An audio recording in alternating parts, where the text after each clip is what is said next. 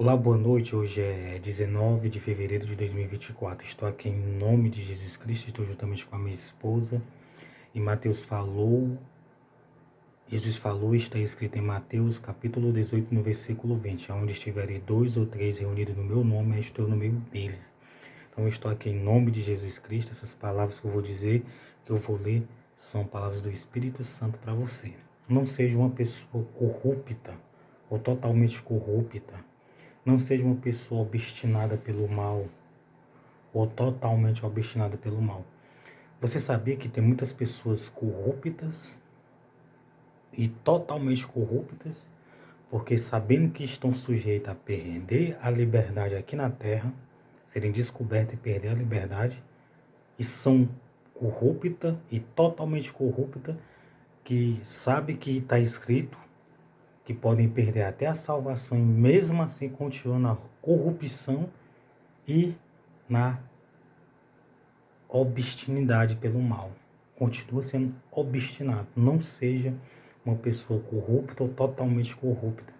Não seja uma pessoa obstinada pelo mal. Tem gente que sabe que o mal leva ao inferno. Não seja incrédulo. Tem gente que é incrédulo e tem gente que é totalmente incrédulo, que sabe que está escrito na palavra de Deus e continua ainda fazendo aquilo que é mal. Não seja assim você.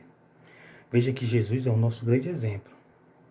Então vou ler para você novamente esse texto, porque esse texto é muito importante para mim e para você. E nós vos anunciamos que a promessa que foi feita aos pais, Deus o cumpriu a nós, seus filhos, ressuscitando a Jesus, se referindo aos nossos pais do antepassado e se referindo aos povos que estavam naquele tempo presente e às gerações futuras, que somos nós. Como também está escrito no Salmo 2: meu filho és tu, hoje te gerei. Se referindo quem? A Jesus Cristo, quando o salmista falou e se escreveu. E que o ressuscitaria dos mortos para nunca mais tornar a corrupção. Mas, irmão, Jesus nunca viu a corrupção. Como é que a Bíblia diz o que ressuscitaria dos mortos para não tornar a corrupção? Entenda, porque na cruz do Calvário, Jesus fez algo no propósito de salvação.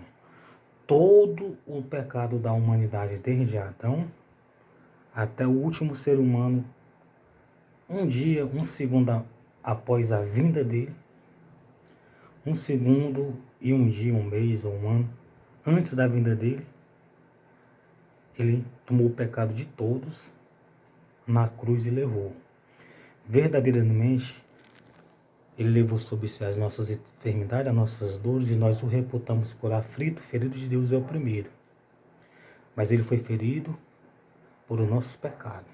Então, quando Jesus ele pegou aqueles pecados, o que foi que aconteceu? Na cruz, ele levou todo o nosso pecado. Ele disse, Elohim, Elohim, sabachthani. Significa, Deus meu, por que me desamparaste? Porque naquele tempo ele estava com o pecado de toda a humanidade. Aí Deus foi e se ausentou dele por um momento e ele sentiu que não estava mais ali com a proteção, ou que Deus tinha se ausentado dele e disse, Elohim, Elohim, sabachthani, né? Porque Deus tinha separado ele. Deus tinha o quê? Se separado dele naquele momento. Então, naquele momento ele passou 3 dias e 3 noites no seio da terra. Então, nesse momento ele estava com a corrupção, porque levou nossos pecados. Entenda algo.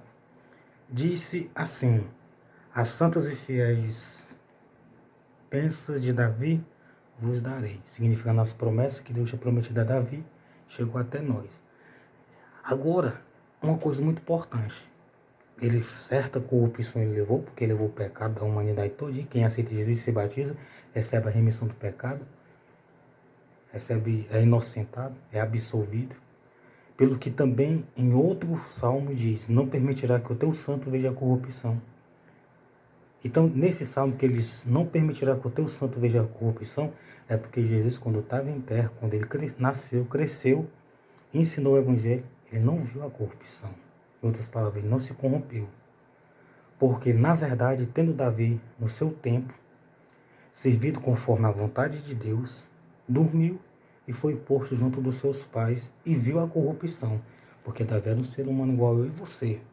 Agora o versículo 37, mas aquele a quem Deus ressuscitou, nenhuma corrupção viu, que está se referindo que desde quando ele nasceu, até antes dele ser crucificado, nenhuma corrupção ele tinha feito.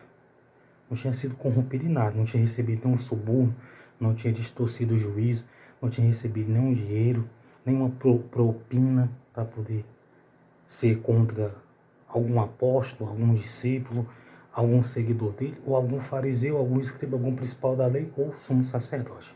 Jesus não fez isso. De maneira alguma. Por isso que eu digo, nosso maior exemplo é Jesus. Seja-vos, pois, notório, por isso que ele não ficou no Hades. Jesus foi para o Hades.